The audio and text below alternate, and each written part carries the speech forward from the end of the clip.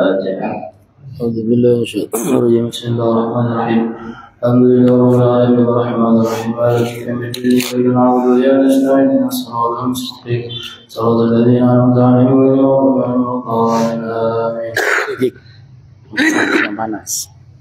آمين. بسم الله الرحمن الرحيم قل هو الله أحد الله الصمد لم يلد ولم يولد ولم يكن له كفوا أحد. بسم الله الرحمن الرحيم قل هو الله أحد الله الصمد لم يلد ولم يولد ولم يكن له كفوا أحد. بسم الله الرحمن الرحيم قل هو الله أحد الله الصمد لم يلد ولم يولد ولم يكن له كفوا أحد. بسم الله الرحمن الرحيم قل أعوذ برب الفلق من شر ما خلق ومن شر ما خلق ومن شر النفاثات في العقد ومن شر حاسد إذا حسد. بسم الله الرحمن الرحيم قل أعوذ برب الفلق من شر ما خلق ومن شر ما إذا وقع ومن شر النفاثات في العقد ومن شر إذا حسد. بسم الله الرحمن الرحيم قل أعوذ برب الفلق من شر ما خلق ومن شر ما إذا وقع ومن شر النفاثات في العقد ومن شر حاسد إذا حسد. بسم الله الرحمن الرحيم قل أعوذ برب الناس ملك الناس إله الناس من شر غاسق الناس الذي يوسوس في صدور الناس من الجن والناس. بسم الله الرحمن الرحيم قل أعوذ برب الناس ملك الناس إله الناس من شر غاسق الناس الذي يوسوس في صدور الناس من الجن والناس. بسم الله الرحمن الرحيم قل أعوذ برب الناس ملك الناس إله الناس من شر غاسق الناس الذي يوسوس في صدور الناس من الجن والناس. ربي أعوذ بك من همزات الشياطين وأعوذ بك ربي أعوذ بك من همزات الشياطين وأعوذ بك ربي أعوذ بك من همزات الشياطين وأعوذ بك ربي يحضرون. أحسبتم أنما خلقناكم عبثا وأنكم إلينا لا ترجعون. فتعالى الله الملك لا إله إلا هو رب العرش الكريم. ومن يدعو مع الله إلها آخر لا برهان له به وإنما يسبح لربه إنه لا يفلح الكافرون. أقول رب اغفر وارحم وأنت خير الراحمين. سبحان الله حين تمسون وحين تصبحون وله الحمد في السماوات والأرض والسماء وحين تدرون يخرج الحي من الميت ويخرج الميت من الحي ويحيي الأرض بعد موتها وكذلك تخرج. أعوذ بالله السميع العليم من الشيطان الرجيم أعوذ بالله السميع العليم من الشيطان الرجيم أعوذ بالله السميع العليم من الشيطان الرجيم. لو أنزلنا هذا القرآن على جبل لرأيته خاشعا متصدعا من خشية الله وتلك الأمثال نضربها للناس لعلهم يتفكرون. الله الذي لا إله إلا هو عالم الغيب والشهادة هو الرحمن الرحيم. والله الذي لا إله إلا هو القدوس السلام المؤمن العزيز الجبار المتكبر. سبحان من يشاء وخالق بارئ ومصور واسمع الحسنى يسبح له ما في السماوات والأرض العزيز الحكيم. سلام على من في العالمين كذلك نجزي المسلمين ومن عباد المؤمنين. أعوذ بكلمات الله التامات من شر ما خلق أعوذ بكلمات الله التامات من شر ما خلق أعوذ بكلمات الله التامات من شر ما خلق. بسم الله الذي لا يضر مع اسمه شيء في الأرض ولا في السماء وهو السميع العليم. بسم الله الذي لا يضر مع اسمه شيء في الأرض ولا في السماء وهو السميع العليم. بسم الله الذي لا يضر مع اسمه شيء في الأرض ولا في السماء وهو السميع العليم. اللهم إني أسبحت بك في نعمة وعافية وستر فأكمل بك علي وعافيتك وسلمني والآخر. اللهم أسبحت بك في نعمة وعافية وستر فأكمل بك علي وعافيتك وسترك بدون آخر. اللهم إني أسبحت بك في نعمة وعافية وستر فأكمل بك علي وعافيتك وسترك بدون آخر. اللهم إني أسبحت بشرك وشرك حمد شرك وملائكتك وجميع خلقك أنك أنت الله لا إله إلا أنت ولك لا شريك لك وأن سيدنا محمد رسول الله. اللهم إني أسألك بشرك وشرك حمد شرك وملائكتك وجميع خلقك أنك أنت الله لا إله إلا أنت ولك لا شريك لك وأن سيدنا محمد عبدك ورسولك. اللهم إني أسألك بشرك وشرك حمد شرك وملائكتك وجميع خلقك أنك أنت الله لا إله إلا أنت وحدك لا شريك لك وأن سيدنا محمد عبدك ورسولك. اللهم إني أسألك بشرك وشرك حمد شرك وملائكتك وجميع خلقك أنك أنت الله لا إله إلا أنت وحدك لا شريك لك وأن سيدنا محمد عبده ورسوله. الحمد لله رب العالمين حمدا يوافي ويكافئ مزيدا. الحمد لله رب العالمين حمدا يوافي ويكافئ مزيدا. الحمد لله رب العالمين حمدا يوافي ويكافئ مزيدا. آمنت بالله العظيم وبالنبي الأكبر واستمسكت بالمرة الأخرى بصواب الله السميع العليم. آمنت بالله العظيم وقلت بالجبل والطاغوت واستمسكت بالبرة الوثقى والصرع والسنة. آمنت بالله العظيم وقلت بالجبل والطاغوت واستمسكت بالبرة الوثقى والصرع والسنة. رضيت بالله ربا وبسبيل محمد صلى الله عليه وآله وسلم نبيا ورسولا. رضيت بالله ربا وبسبيل محمد صلى الله عليه وآله وسلم نبيا ورسولا. رضيت بالله ربا وبسبيل محمد صلى الله عليه وآله وسلم نبيا ورسولا. حسبي الله لا إله إلا هو عليه توكلت وهو رب العرش العظيم. حسبي الله لا إله إلا هو عليه توكلت وهو رب العرش العظيم.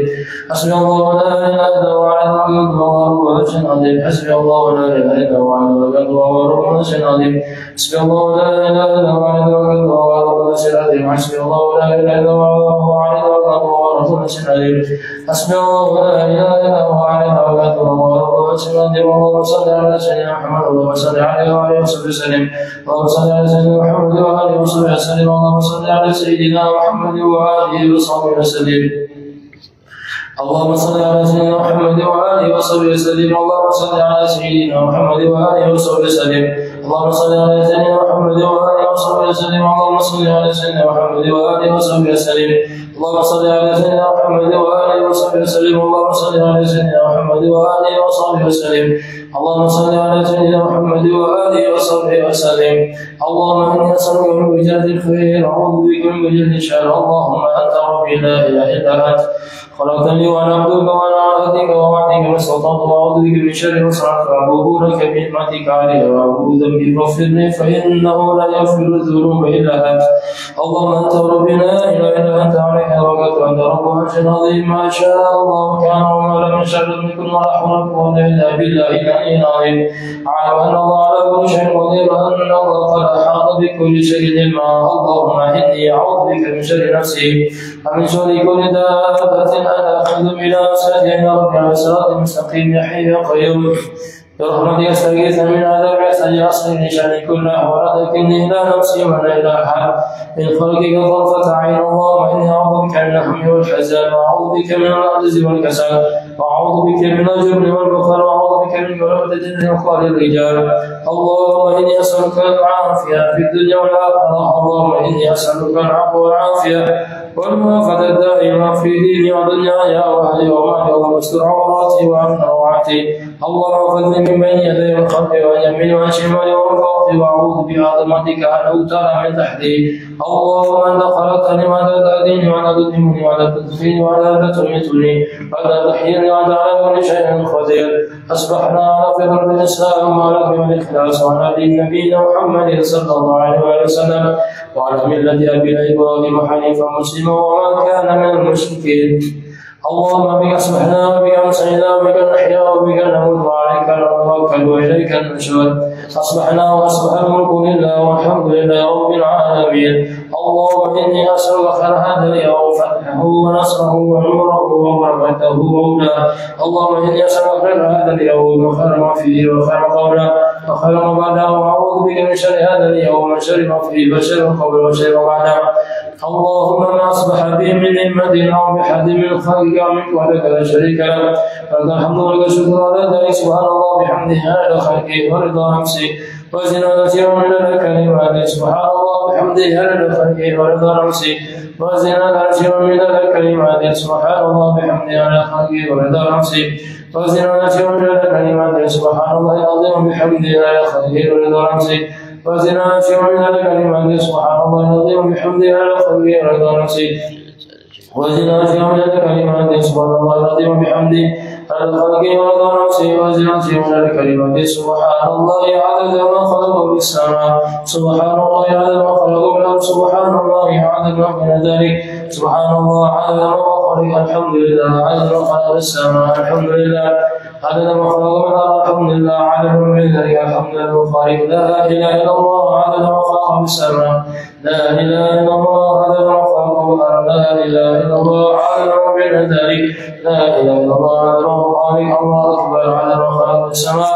الله أكبر عدد ما خلق في الأرض. الله أكبر عدد ما بذلك الله البخاري لا حول ولا قوة إلا بالله العلي العظيم وعلى خلق السماء لا حول ولا قوة إلا بالله العلي العظيم عدد ما خلق من لا حول ولا قوة إلا بالله العلي العظيم عدد ما بين ذلك لا حول ولا قوة إلا بالله العلي العظيم عدد ما خلق ما يرضى ولا شريك له له الملك وله الحمد يحيي وهو على كل شيء قدير عدد كل ذر ما لا شريك له له الملك وله الحمد يحيي وهو على كل شيء قدير عدد كل ذر ما لا شريك له له الملك وله الحمد يحيي وهو على كل شيء قدير عدد كل ذر اللهم صل وسلم على سيدنا محمد بن أحمد رحمة الله عدد العظيم منا صلاة وسلاما دائمين بدوام ملك وعلى آله وصحبه على كل ذر اللهم صل وسلم على سيدنا محمد بن أحمد رحمة الله عدد العظيم منا صلاة وسلاما دائمين بدوام ملك وعلى آله وصحبه على كل ذر اللهم صل وسلم على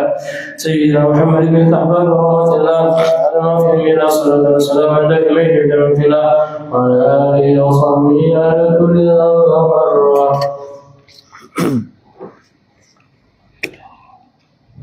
Assalamualaikum warahmatullahi taala wabarakatuh. Bismillahirrahmanirrahim. Alhamdulillahirabbil alamin. Hamdan yuwafi ni'amahu wa yukafi mazidahu sallallahu wa sallim wa barik ala sayyidina Muhammad al-fatih lima ughliq wal khatim lima sabaq wan nasir al-haq bil haq wal hadi ila siratikal mustaqim sallallahu alaihi wa ala alihi wa sahbihi حق قدره ومقداره العظيم. اللهم ارزقنا فهم النبيين وحفظ المرسلين وفهم الملائكة المقربين. اللهم أغننا بالعلم وزينا بالحلم وأكرمنا بالتقوى وجملنا بالعافية. اللهم ارزقنا العلم لدني والمشرب صافي الهني يا وهاب يا غني. سبحان الله الحمد لله ولا إله إلا الله الله أكبر ولا حول ولا قوة إلا بالله العلي العظيم. عدد كل حرف كتب أو يكتب أبد الآمرين ذهب الداخلين. سبحانك لا علم لنا إلا ما علمتنا إنك أنت العليم الحكيم. اللهم يا من مقاليد الأمور كلها بيده وإليه يرجع الأمر كله يا فتاه عليم. سهلا فتنا قريبا مبينا يا فتاه عليم يا فتاه عليم. قال المؤلف مسلم إمام العلامة داعي إلى الله الحبيب إبراهيم بن زين بن سميت في تأليفه شرح حديث جبريل مسمى هداية الطالبين في بيان مهمة الدين الإسلام والإيمان والإحسان إلى أن قال رضي الله تعالى ونفعنا به بعلومه في دارنا آمين. رضي الله تعالى كمجمع المبتلات الصلاة ومكروهاتها تبطل الصلاة باختلال شرط من شروطها كطلوع النجاسة إن لم تلق حالا وانكشاف العورة إن لم تستر حالا فتبطل بالنطق بحرفين مطلقا وبحرف مبهمين أو ممدود مع العمد والعلم بالتحريم. فإن نسي أو جاهل أو سرق لسانه فلا تبطل إلا بكثير الكلام عرفا. أتبطل بزيادة ركن فعلي عمدا بفعل فاحش كوثب أو بفعل كثير متوال كثلاث خطوات ولو ناسيا. وكل ما يبطل الصوم يبطل الصلاة إلا الأكل الكثير ناسيا فيبطل الصلاة دون الصوم. ويكره الالتفات في الصلاة لغير حاجة إلى آخر. والله أعلم. الحمد لله. Puji syukur kita haturkan kehadirat Allah Subhanahu wa Ta'ala atas segala nikmat yang melimpah ruah di setiap saat waktu detik nafas kita apapun selama ini. Saat ini akan datang yang telah kita nikmati, miliki lahir batin kita apapun ia tanpa terkecuali semua bagian daripada nikmat Tuhan kita Allah Subhanahu wa Ta'ala atas setiap kita. Atas nikmat kembali Allah kumpulkan kita saat ini di rumahnya sebagai tersambungnya bersimpuh setiap kita di hadapannya melantunkan puji syukur atas segala nikmatnya. Kita berharap Allah Subhanahu wa Ta'ala sebab berkahnya yang sempurnakan segala nikmatnya kepada kita dan digolongkan kita semua sebagai hamba-hamba yang pandai mensyukuri segala nikmatnya. Allahumma amin. Dengan salawat salam Allah limpah ruahkan kehadirat junjungan agung kita Nabi besar Muhammad sallallahu alaihi wasallam yang setiap kita ketika kita cermati, amati, teliti lebih jauh, lebih dalam, kita akan dapatkan sumber segala nikmat yang Allah berikan kepada setiap kita lahir batin kita yang melimpah ruah itu di dunia ini bahkan kelak di akhirat. Wasilah semua itu kita dapatkan dari Allah berkah Nabi Muhammad bagi keluarganya, para sahabatnya, pengikut dan para pencintanya. Kita berharap semua kita digolongkan oleh Allah sebagai pengikut dan pencinta Nabi kita Muhammad. Allah jadikan kita hamba yang dicintanya, dicinta oleh Nabi-Nya Muhammad. Kita berharap kalau Allah masukkan kita ke dalam surga bersama Nabi-Nya Muhammad sallallahu alaihi wasallam. Amin Allahumma amin, amin Allahumma amin. Setelah beliau menegaskan kepada kita amal atau sunnah atau etika yang kita layaknya lakukan setelah melaksanakan sholat, dan beliau menukil kepada kita doa-doa yang luar biasa yang layaknya untuk kita membacanya dalam setiap kesempatan yang baik, terutama sebelum sholat, di dalam sholat, dan setelah sholat, dan di tempat-tempat yang di situ dikabulkan doa-doa Allah Subhanahu wa taala, atau di masa, di waktu yang dikabulkan oleh Allah Subhanahu wa taala. Beliau lanjutkan dengan mubtilatus shalah wa makruhatuha, hal-hal yang membatalkan salat, dan makruhatuha, hal-hal yang makruh dilakukan di dalam salat. Tabtulus salatu, salat itu akan menjadi batal bi ikhtilati syartin min syurutiha, dengan kita membatalkan satu syarat dari syarat-syarat salat yang ada. Ketika kita meninggalkannya atau terjadi sesuatu di dalam salat kita yang merusak namanya syarat salat yang ada, maka dengan hal itu salat kita menjadi batal. Seperti menghadap kiblat. Setiap kita salat dari awal sampai akhir, kita diwajibkan yang merupakan bagian dari syarat, bukan rukun, merupakan bagian daripada syarat salat. Syarat salat itu hal-hal yang wajib untuk kita lakukan sebelum salat sampai selesai salat. Syarat itu harus terpenuhi. Dan sudah kita membahas mengenai masalah syarat-syarat salat, di antaranya menghadap kiblat. Maka dari awal salat sebelum kita takbiratul ihram, kita sudah menghadap kiblat. Dari mulai takbiratul ihram kita harus menghadap kiblat sampai kita salam. Harus menghadap kiblat. Menghadap kiblat dengan dada kita. Dada kita menghadap kiblat. Dari awal sampai akhir. Sampai salam. Maka ketika melakukan salam, sunnahnya yang bergerak hanya kepala. Dada posisinya tetap harus menghadap kiblat. Sampai paling minim assalamualaikum. Tidak boleh ketika salam itu menggerakkan dadanya. Kalau sebelum dada itu melenceng dari kiblat, kiblatnya ke sana, dadanya ke sana, itu bisa membatalkan sholat. Karena kala itu ia sudah namanya menggugurkan satu syarat dari syarat salat yang harusnya ia laksanakan, yang merupakan bagian daripada kewajiban yang harus ia jalani.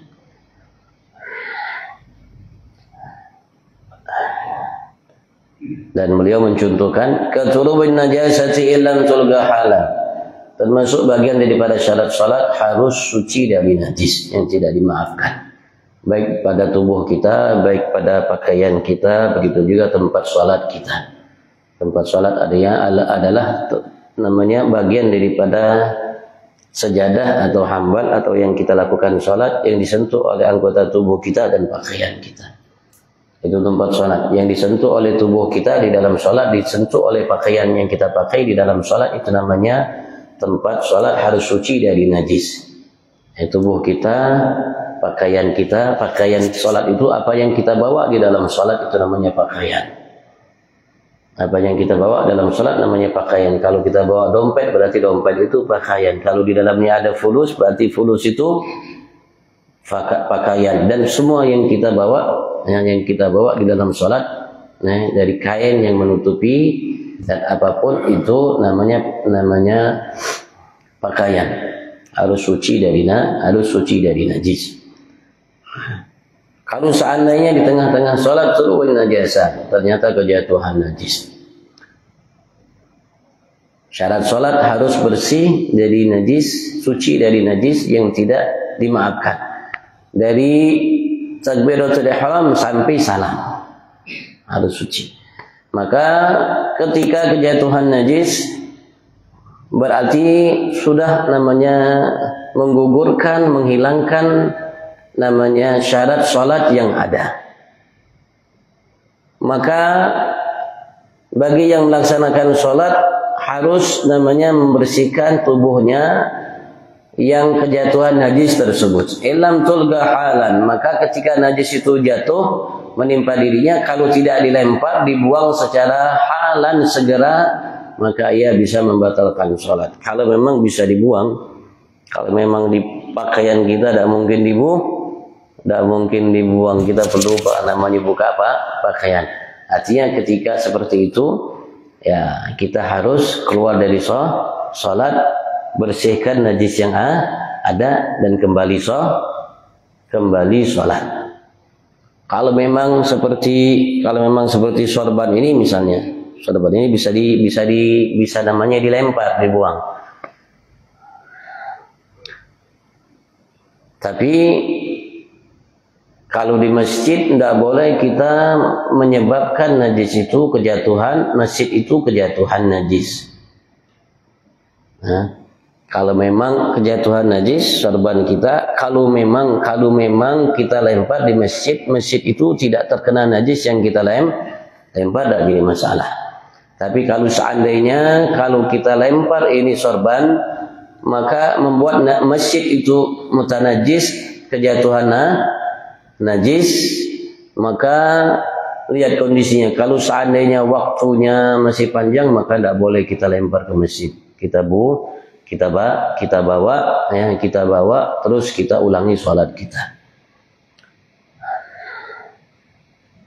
Kalau memang tidak sempat, namanya tidak jadi masalah. Cuman wajib kita untuk namanya mensucikan masjid itu dari najis yang ada.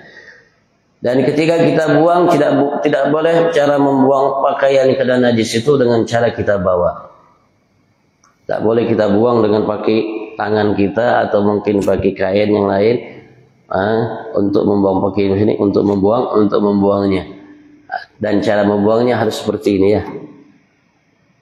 Sehingga tidak dinyatakan hamil, tidak dinyatakan membawa najis, karena kalau kita membawa najis namanya bisa membatalkan sholat. Ini kalau seandainya kejatuhan najis. Kalau seandainya memang dari awal baju itu bernajis, di antara syarat sholat artinya kita sudah memastikan sebelum kita melaksanakan sholat, pakaian kita, tubuh kita, tempat kita itu suci dari najis. Sebelum Allahu Akbar itu harus kita namanya meyakini bahwasanya tubuh kita, pakaian kita yang kita kenakan dalam sholat dan tempat sholat kita itu suci dari najis. Andaikan kita lupa memakai pakaian yang kita tahu pakaian kita itu bernajis, baru kita ingat ketika sholat. Harusnya orang yang namanya memiliki pakaian bernajis itu sebelum sholat dia tidak boleh sholat. Tidak boleh dia Allahu Akbar, tidak boleh dia takbiratul ihram, Allahu Akbar melaksanakan sholat. Kalau memang ia tahu bernajis dan najis itu tidak dimaafkan secara syariat. Kalau memang dia paksakan untuk sholat, dia tahu hukumnya tidak boleh, dia sengaja haram sholatnya tadi. Haram, dia mulai sholat itu haram. Nah, karena dia tidak tahu, lupa, maka haram itu hukuman bagi dia itu dihilangkan secara syariat. Tapi dia harus namanya buka pakaiannya dan ulangi sholatnya. Artinya batalkan sholatnya kalau memang ia di dalam sholat. Nah, kalau ia setelah selesai sholat baru ingat ya Allah najis, maka dia harus ulangi sholatnya. Kalau memang pakaian itu bernajis. Wankishaful aura. Begitu juga di antara syarat sholat harus menutupi aurat. Laki-laki dari pusar sampai lututnya, perempuan sekujur tubuhnya kecuali muka dan telapak tangannya. Wajib dari Allahu Akbar sebelum takbiratul ihram dia wajib menutup auratnya. Sampai salam auratnya tetap tertutup. Tiba-tiba di tengah-tengah sholat terbuka auratnya tanpa disengaja olehnya. Mungkin karena sebab angin tiba-tiba terbuka auratnya. Maka ilam tustar halam, kalau terbuka aurat itu tidak ia tutup dengan segera saat itu, maka ia bisa membatalkan sholat. Kalau ia terbuka auratnya dia langsung tutup, nama ya diusahakan dengan gerakan yang tidak berlebihan, insya Allah itu tidak membatalkan sholat. Tapi kalau terbuka auratnya dia tidak tutup dengan segera itu bisa membatalkan sholatnya. Baik bagi kaum laki, begitu juga perempuan. Tabtulu bin nutq biharfain mutlaqan, dan membatalkan sholat dengan berbicara, mengucapkan 2 huruf. Artinya yang tidak ada kaitan dengan zikir dan doa dan apa-apa yang berkaitan dengan sholat. Ya, seperti pembicaraan antara kita sesama manusia, bukan zikir, bukan doa. Dia mengucapkan selainnya, walaupun hanya 2 huruf. Walaupun 2 huruf itu tidak dipahami apa makna 2 huruf itu. Sa misalnya, sa, sa, tidak ada kaitan dengan sholat misalnya, bukan doa, bukan zikir. Walaupun hanya sa, orang kita tidak paham apa maksudnya sa itu membatalkan sholat.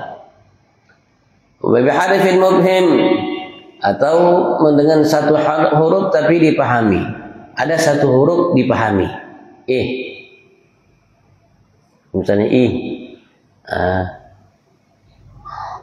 dipahami misalnya, itu hurufnya bisa membatalkan, dengan membicara seperti itu bisa membatalkan sholat. Tapi tadi 2 huruf, kalau 2 huruf dipahami atau tidak dipahami, kalau ia mengucapkannya dengan sengaja maka membatalkan sholat. Kalau 1 huruf itu dia ucapkan bisa dipahami, 1 huruf itu bisa membatalkan sholat. Tapi kalau tidak dipahami tidak membatalkan sholat. Au mamdudin, atau 1 huruf tapi dipanjang,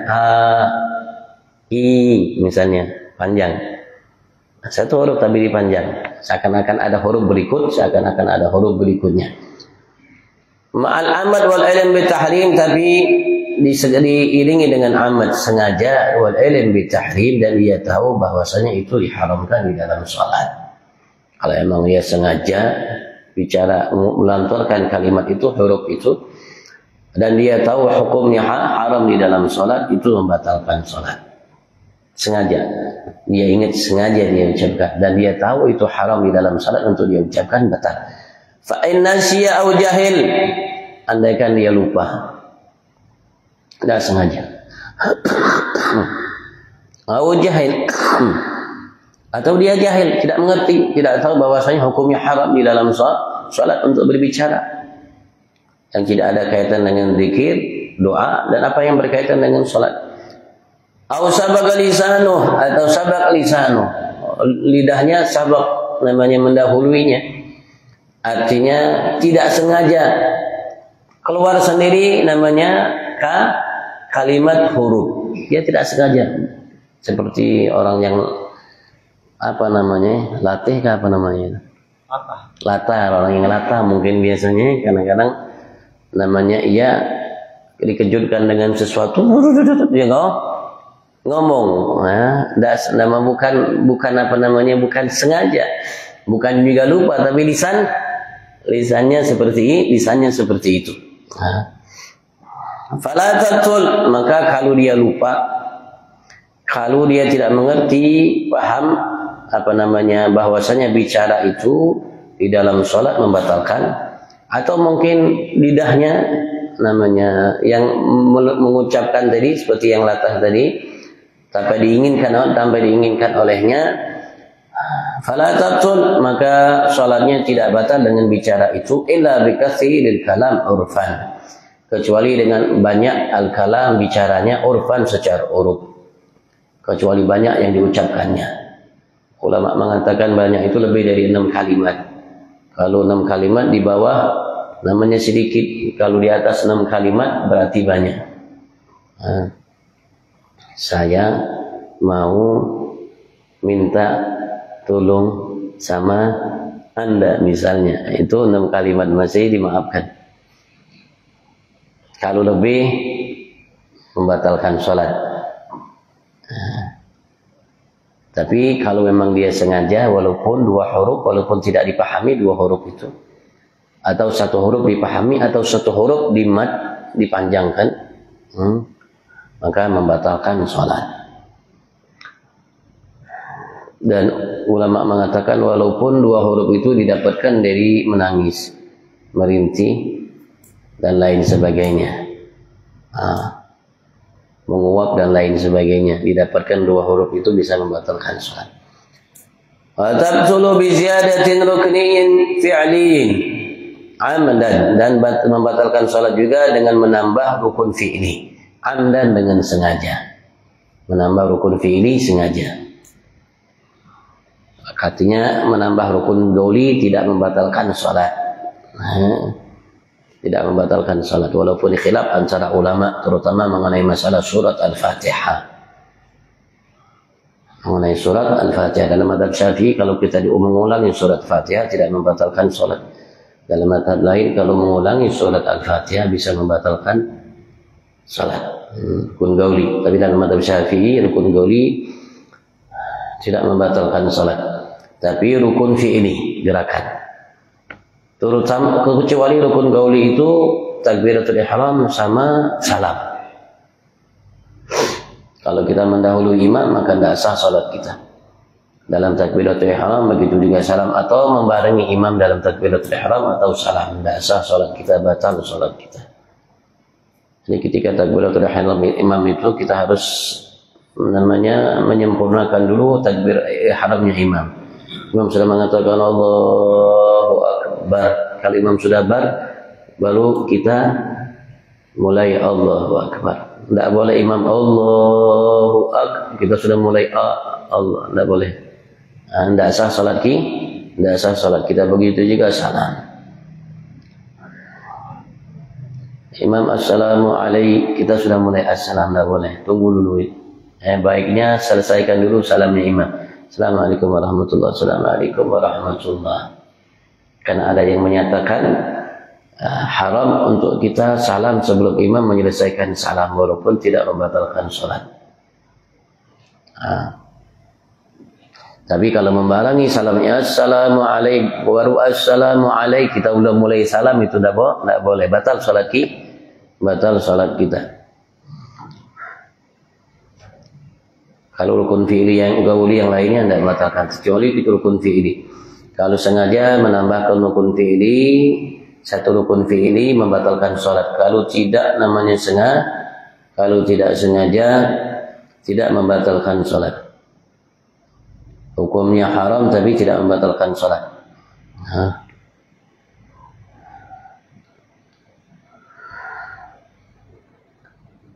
Di sini sebutkannya ada yang mengatakan berziyadah rukunain fi'liyan.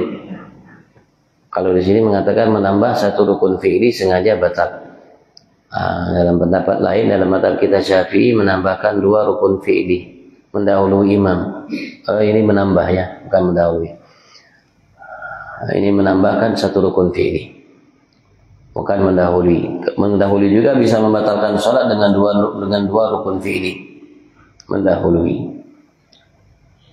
Kalau ini bagi imam, begitu juga bagi orang yang sholat sendirian. Tapi bagi orang yang sholat berjamaah, mendahului imamnya dengan 2 rukun fi'li. Imamnya belum rukuk, dia sudah rukuk. Imamnya masih berdiri, dia sudah i'tidal. Imamnya masih berdiri, dia sudah mau sujud, membatalkan sholatnya.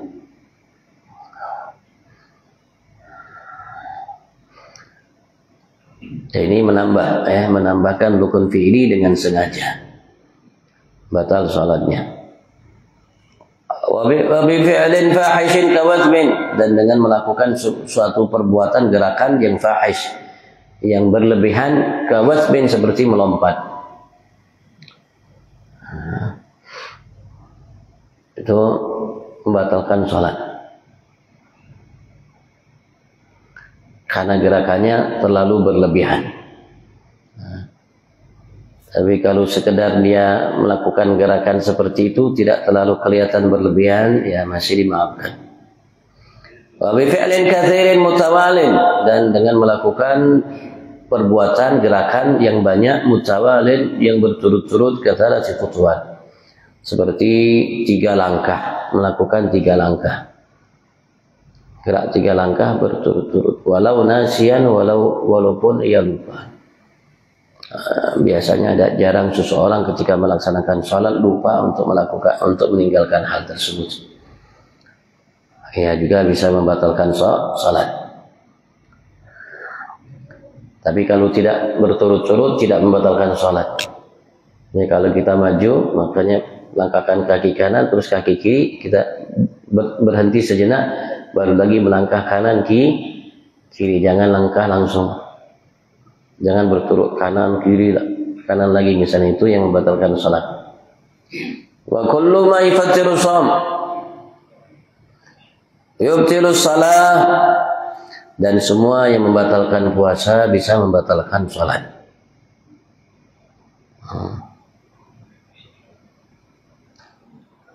Illa al-akl al-katsir, kecuali makan yang banyak, nasian dalam kondisi lupa.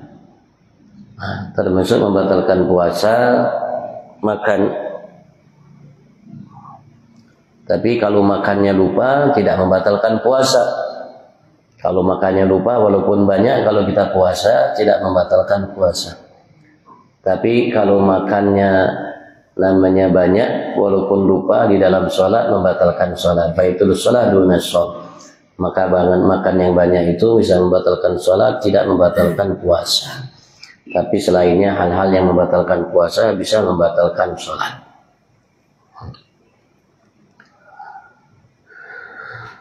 Nah ini hal-hal yang membatalkan sholat. Wa yukrah, dan dimakruhkan, artinya hukumnya makruh di dalam sholat untuk kita melakukan hal ini. Al-iltifat fi sholat li ghairi hajah.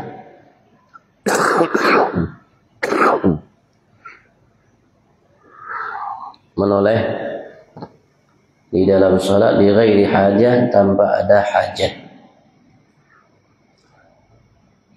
Menolehnya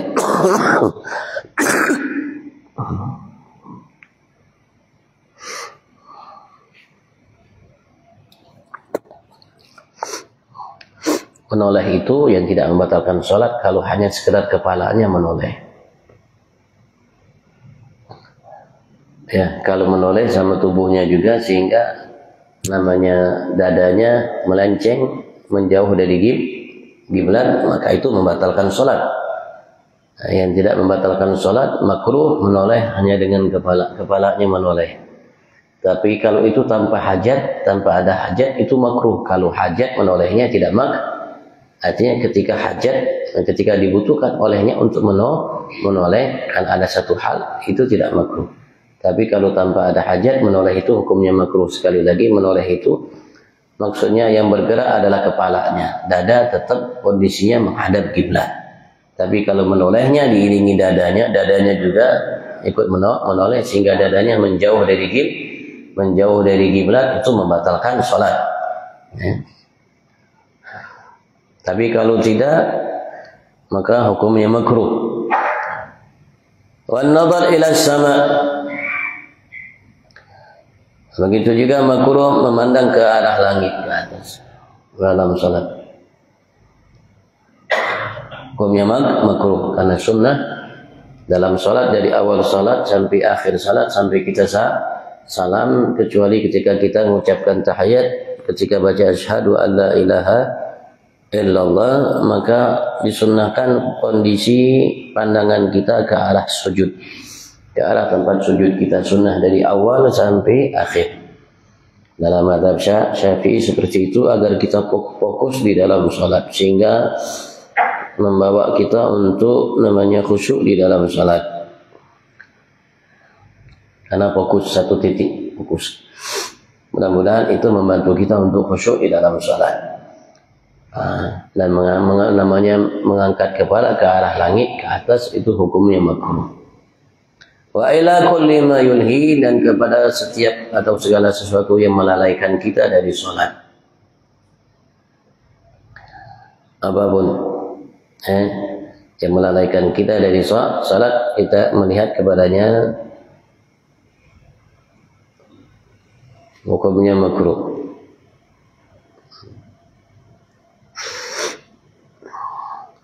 Allahu a'lam.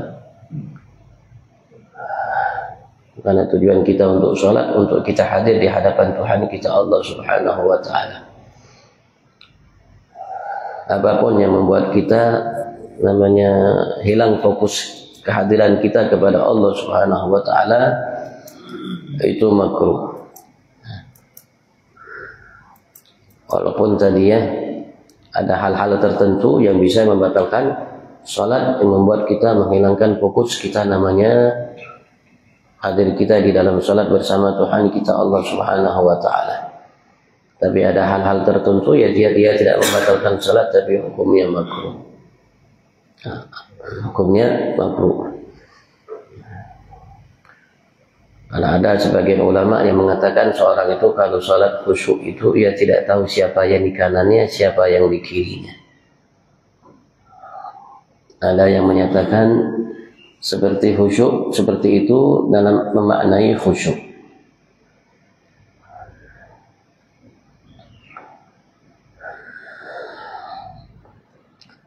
Dan apapun gerakan di luar sholat itu menghilangkan khusyuk, karena khusyuk bukan hanya sekedar hati kita yang fokus tunduk hadir bersama Tuhan kita Allah Subhanahu wa ta'ala, tapi khusyuk itu juga anggota tubuh kita. Mantap tidak melakukan gerakan atau melakukan hal-hal yang bisa menghilangkan khusyuk itu di dalam sholat. Jadi ketika seseorang itu sholat, dia fokus, sehingga yang ada dalam benaknya hanya sholat dan apa yang berkaitan dengan sholatnya. Dan ia harus berupaya di dalam sholatnya untuk sholatnya lahir dan batin.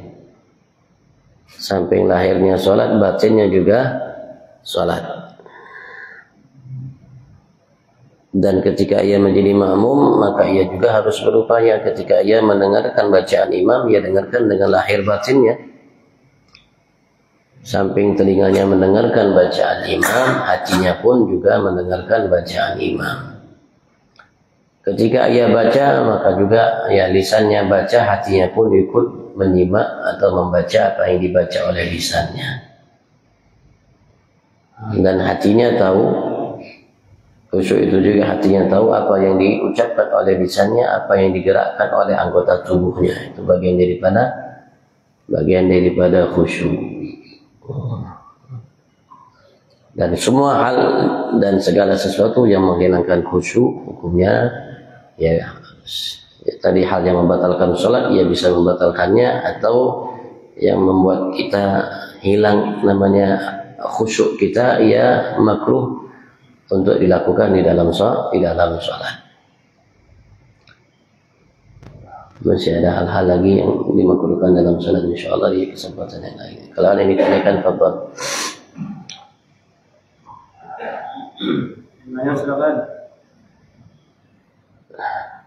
Karena pentingnya sholat. Karena ia walaupun hanya sekedar beberapa saat waktu, tapi ia bisa membuat kebaikan bagi setiap kita di dalam setiap waktu kita. Walaupun sholat hanya sebagian waktu kecil, tapi ia membuat kebaikan kita dalam setiap waktu kita. Inna sholata tanha 'anil fahsya'i wal munkar. Salat itu akan mencegah dari perbuatan keji dan mungkar.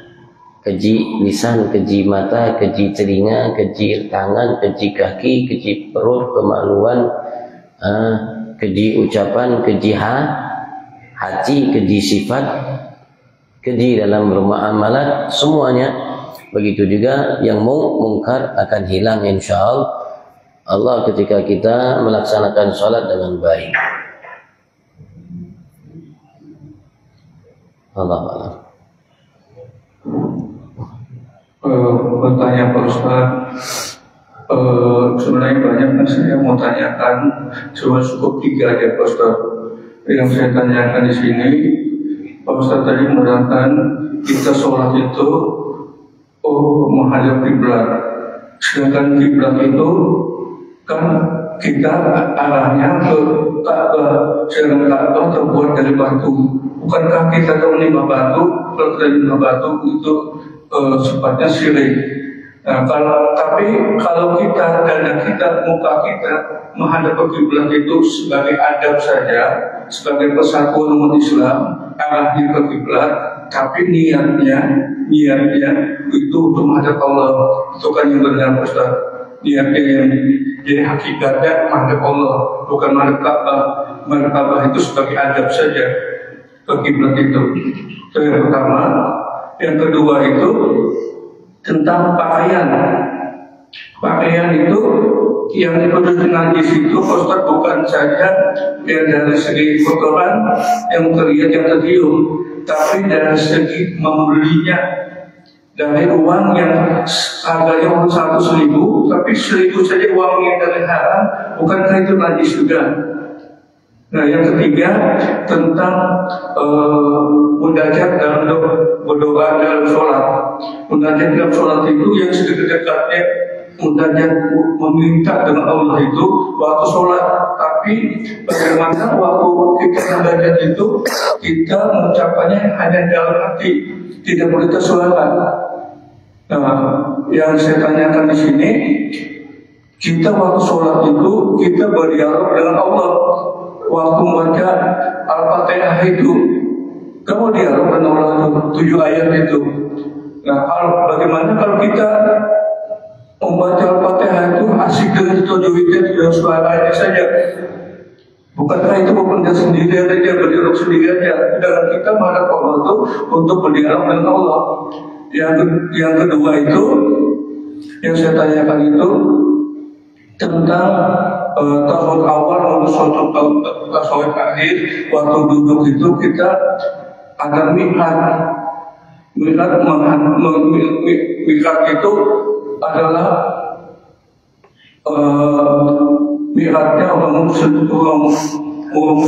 beriman itu sholat ada mikatnya. Nah, mikatnya itu mungkin Pak bisa jelaskan. Itu aja Pak. Assalamualaikum warahmatullahi wabarakatuh.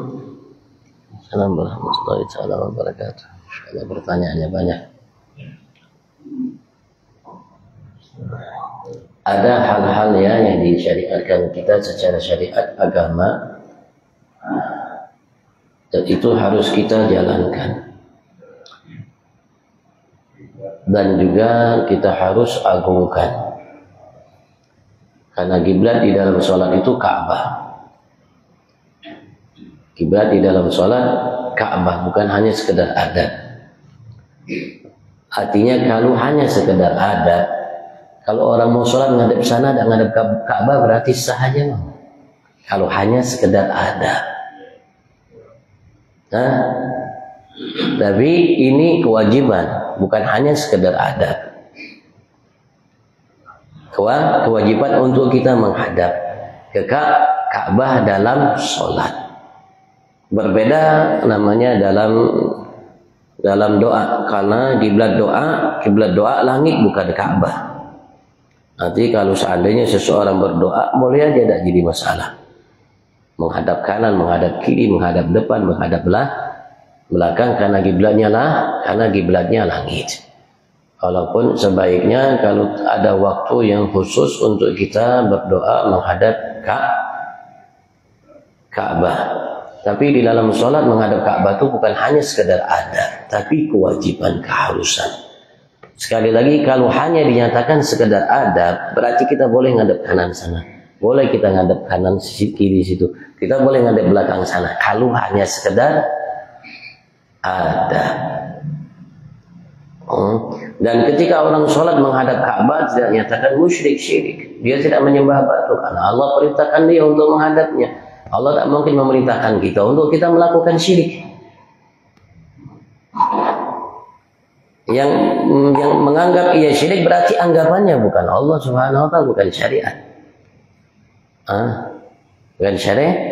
Walaupun kita menghadap itu ya sebagai simbol. Itu sebagai simbol yang harus kita jalani. Tapi hakikatnya ketika kita sholat itu kita menghadap Allah.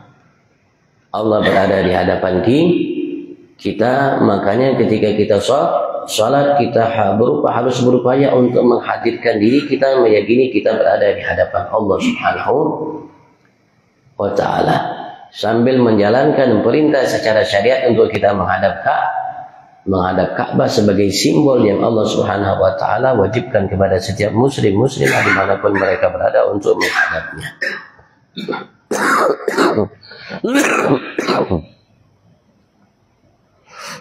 Tadi banyak betul pertanyaannya, apa lagi satunya? Pakaian itu sekali ya. Kita kan ada pola suci.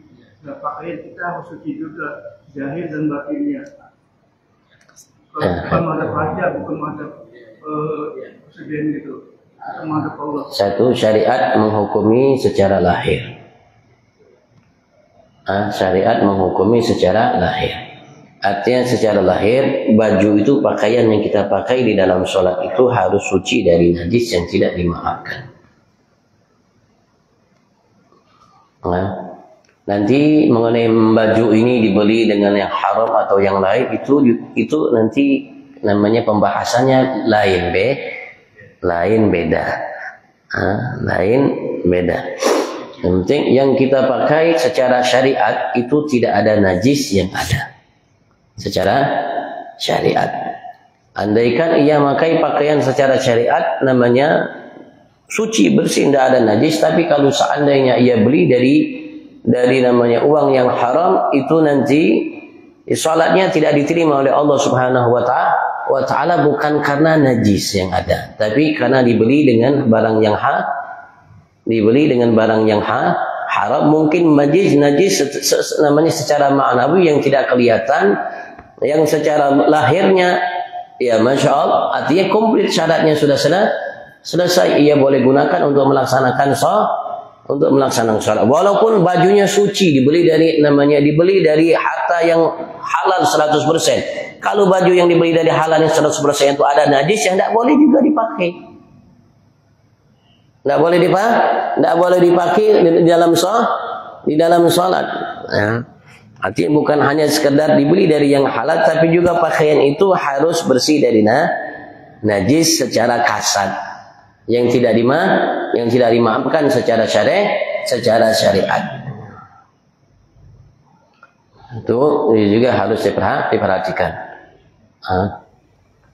Sekali lagi, syariat itu menghukumi secara lahir. Secara lahirnya apa, secara bahasa kita mungkin realnya apa, itu yang menjadi hukum syariat. Mengenai maknawinya atau hakikat dan lain sebagainya itu di luar syariat. Nah, artinya kita menjalankan syariat dengan baik dan sempurna, menjalankannya dengan baik sempurna itu namanya hakikat. Ada lagi nggak? Pertanyaan singkat, berdahem itu apakah termasuk rukun? Berbicara dan berdahem, kalau batal berdahem seperti apa yang membatalkan sholat? Pertanyaan singkat kedua, kalau tadi imam batal, yang mengganti di belakang mungkin ngerti juga dia, cuma dia berjalan lebih daripada 3 gerakan berjalan, ini gimana makmum? Apakah itu saja barangkali dia ini yang mungkin bermadzhab yang lain mungkin, atau mungkin gimana? Terima kasih. Berdehem sebetulnya tidak dianjurkan di dalam sholatnya. Mungkin kecuali kalau ia terpaksa. Kalau dia tidak berdehem, dia tidak bisa namanya mengucapkan rukun qauli. Bagi imam sebetulnya, bagi imam itu tidak wajib, sunnah untuk dia mengeraskan suaranya dalam salat jahriyah dan merahasiakan suaranya dalam salat sirriyah. Artinya kalau imam baca rukun gauli dan lain sebagainya dengan suara yang tidak didengar oleh makmum, tapi ya mengucapkannya karena bermasalah, itu salatnya tidak jadi masalah, salatnya sah. Tapi kalau seandainya seseorang berdehem sampai keluar 2 huruf, itu yang masalah. Dia berdehem sampai keluar 2 huruf tadinya, atau 1 huruf dan lain sebagainya tadi yang dibahas, itu yang bisa membatalkan, itu yang nanti bisa membatalkan sholat. Dalam mazhab kita Syafi'i wallahu alam. Kalau dalam mazhab yang lainnya. Terus yang kedua tadi? Imam batal. Ya mungkin bisa kita mencari kemungkinan, dan satu kita tidak bisa memaksakan selain kita. Kita yang mengerti, yang paham bisa mengambil kemungkinan. Barangkali dia melakukan mazhab yang lain, barangkali ia melakukannya ya karena tidak paham atau lain sebagainya. Nanti kita yang melihat, yang tahu, yang mengerti, memahami kayak apa, lanjut atau kita pisah dari imam itu sehingga kita melanjutkan sholat sendiri. Tapi bagi yang tidak mengerti, tidak jadi masalah untuk mengikuti imam tersebut. Seperti ada seorang imam, dia sholat, tiba-tiba ada tai cecak, ada cecak berak. Kita yang lihat pakaiannya najis tadi, itu yang tidak boleh untuk melanjutkan menjadi makmum bagi imam itu. Karena kalau kita lanjutkan berarti kita melanjutkan sholat bersama seseorang yang batal sholatnya. Dan kita tahu atau tidak sah sholatnya, kita tahu, kita memaksakan untuk mengikutinya, sholat kita pun bisa menjadi namanya batal. Menjadi batal. Sholat imam itu sendiri karena dia tidak tahu, dia lanjutkan. Nanti kalau dia mengerti, dia harus ulangi.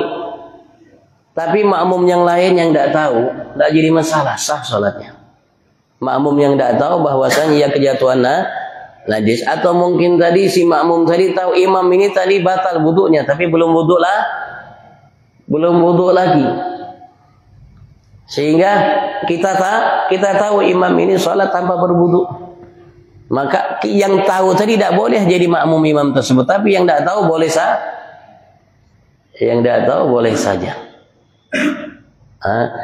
Kecuali ada hal-hal tertentu yang kita, walaupun kita tidak tahu, wajib kita untuk mengulangi sholat kita atau menggodok sholat kita. Seperti imam kafir. Imam itu ternyata kafir misalnya. Maka sholat, kalau kita tahu imam itu ternyata yang sholat kemarin itu kafir, maka kita wajib mengulangi sholat yang kita lakukan di belakang imam itu. Tapi kalau imamnya ternyata tidak ada wudu dan sebagainya, itu tidak jadi masalah bagi yang tidak tahu. Tidak jadi masalah bagi yang tidak tahu bahwasanya ia batal dan lain sebagainya. Begitu juga kalau seandainya imamnya perempuan, ternyata imamnya perempuan.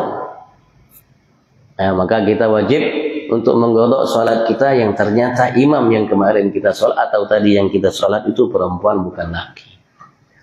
Atau juga imamnya antara laki dan perempuan.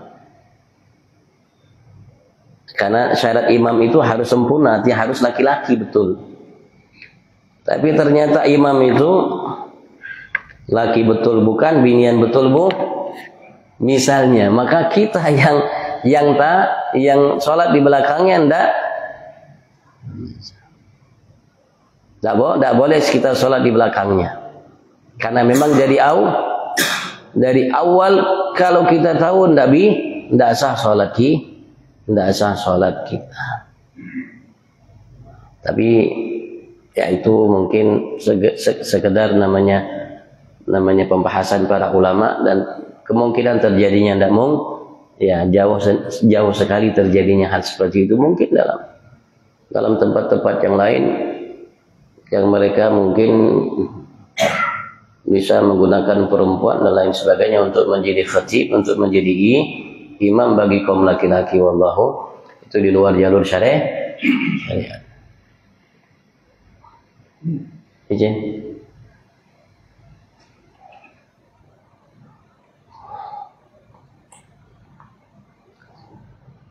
Dan Allah Subhanahu wa taala mantapkan Islam iman kita dan menjadikan kita semuanya muhsinin insyaallah sebagaimana yang diperintahkan oleh Allah Subhanahu wa taala dan diinginkan oleh Allah untuk kita sebagai hamba umatnya Nabi Abu Muhammad.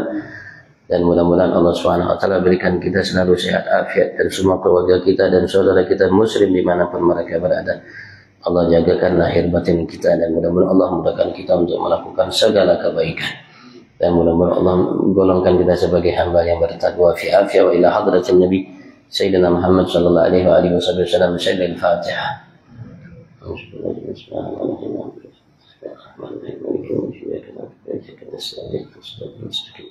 صراط الذين أنعمت عليهم غير المغضوب عليهم ولا الضالين. على محمد صلاة تنجينا بها من جميع الأهوال والآفات تزول لنا بها جميع الحاجات طهرنا بها من جميع السيئات ترفعنا بها إنك على الدرجات تبلغنا بها أقصى الغايات من جميع الخيرات في الحياة وبعد الممات. اللهم اهدنا بهداك واجعلنا ممن يسارع في رضاك ولا تولنا وليا سواك ولا تجعلنا ممن خالف أمرك وعصاك. حسبنا الله ونعم الوكيل. لا حول ولا قوة إلا بالله العظيم. صلى الله عليه وسلم. الحمد لله رب العالمين. العفو منكم. السلام عليكم ورحمة الله وبركاته. تقبل الله منكم.